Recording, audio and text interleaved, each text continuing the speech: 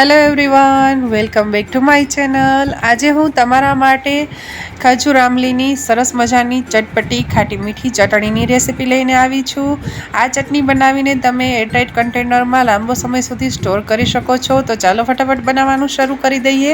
અહીંયા મેં એક વાસણ લઈ લીધું છે, એની અંદર 200 ગ્રામ જેટલી આમલી લઈ લીધી છે।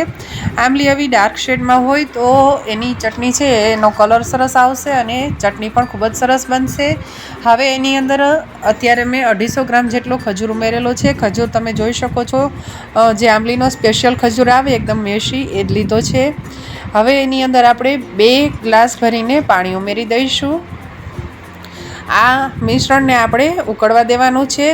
એની અંદર અત્યારે આપણે 150 ગ્રામ જેટલો ગોળ ઉમેરી દીધો છે। ફ્રેન્ડ્સ, અહીંયા મેં 200 ગ્રામ જેટલી આમલી અને એની સામે 250 ગ્રામ ખજૂર અને 150 ગ્રામ ગોળનું માપ લીધેલું છે।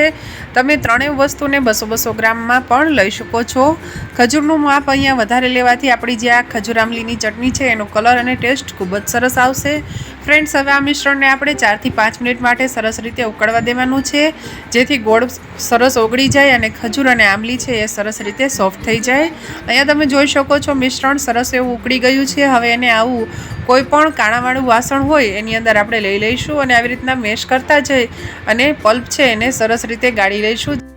હવે ફ્રેન્ડ્સ, આપણે આ સરસ મજાની ખજૂર આમલીની ચટપટી ચટણીનો વઘાર કરીશું। આજે ફ્રેન્ડ્સ આપણે એક તડકો કરવાનો છે। એના માટે અહીંયા મેં એક કઢાઈ લઈ લીધી છે, એની અંદર આપણે 1 મોટી ચમચી જેટલું તેલ લઈ લેવાનું છે। હવે એની અંદર આપણે વરિયાળીનો વઘાર કરીશું। અત્યારે મેં 1 નાની ચમચી જેટલી વરિયાળી ઉમેરી દીધી છે અને સાથે 5 ચમચી જેટલી આપણે હિંગ ઉમેરી દઈશું અને તરત આપણે જે ખજૂર આમલી ગોળનું પાણી જે મિશ્રણ ગાળીને રાખેલું હતું રેડી એ આપણે ઉમેરી દઈશું। હવે એને એકવાર સરસ રીતે મિક્સ કરી લઈશું। પછી આપણે એની અંદર મસાલા કરીશું, જેની અંદર અત્યારે મેં 1 થી 1.5 ટીસ્પૂન જેટલું ધાણા જીરું પાવડર લીધું છે। અહીંયા તમે ખાલી શેકેલા જીરા પાવડર પણ યુઝ કરી શકો છો, એ તમારે 1 ટીસ્પૂન લેવાનું। સાથે અહીંયા 2 નાની ટીસ્પૂન જેટલું મેં લાલ મરચું પાવડર લીધું છે। સ્વાદ મુજબ મીઠું ઉમેરી દીધું છે। 1/2 ટીસ્પૂન જેટલો આપણે ગરમ મસાલો ઉમેરી દઈશું। 1/2 થી થોડી વધારે ટીસ્પૂન જેટલું આપણે સંચળ પાવડર ઉમેરી દઈશું અને 1/2 ટીસ્પૂન જેટલો અહીંયા આપણે સૂંઠ પાવડર ઉમેરીશું। આ બધો મસાલો ઉમેરી અને એને એકવાર હળવા હાથે સરસ રીતે મિક્સ કરી દઈશું। ફ્રેન્ડ્સ, હવે આપણે આ મિશ્રણને 5 થી 7 મિનિટ માટે કન્ટિન્યુ આવી રીતે કૂક થવા દેવાનું છે। તમે જોઈ શકો છો ફ્રેન્ડ્સ, પહેલાં કરતાં આપણે જે આ મિશ્રણ છે ખજૂર આમલીની ચટણીનું, એનો કલર અત્યારે ખૂબ જ સરસ દેખાઈ રહ્યો છે અને સરસ એવી થીક પણ થવા લાગી છે। અત્યારે આપણે આ ચટણીની કન્સિસ્ટન્સી આ રીતે આવી જાય એટલે આપણે હવે ગેસની ફ્લેમ ઓફ કરી દઈશું, કેમ કે ફ્રેન્ડ્સ આ ચટણી ઠંડી થયા પછી પણ ખાસી એવી ઘટ થઈ જશે। હવે લાસ્ટમાં આપણે એની અંદર 1 ટેબલસ્પૂન જેટલા મગજતરીના બી ઉમેરી દઈશું।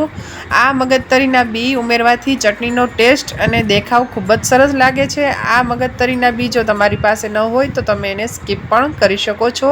હવે આપણે ગેસની ફ્લેમ બંધ કરી દેવાની છે અને ચટણીને આપણે થોડીવાર ઠંડી થવા દઈશું। ઠંડી થયા બાદ તમે જોશો તો આ ચટણી છે એ થોડી થીક થઈ જશે, એટલે કે ઘટ થઈ જશે। જોઈ શકો છો ફ્રેન્ડ્સ, આપણે આ ચટણી છે ખૂબ જ સરસ અને ડિલિશિયસ બનીને રેડી થઈ ગઈ છે।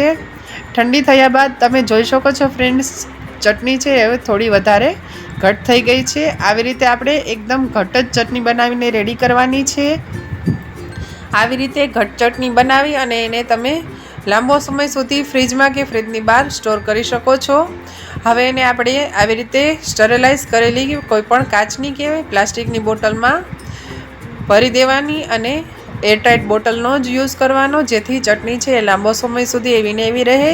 પછી જ્યારે પણ તમે કોઈ પણ ચાટ માટે કે પકોડા માટે ચટણી યુઝ કરવી હોય ત્યારે આવી રીતે થીક ચટણી પણ યુઝ કરી શકો છો, અથવા તો તમે એની અંદર થોડું પાણી ઉમેરી અને ચટણીને થોડી પતલી કરીને પણ યુઝમાં લઈ શકો છો।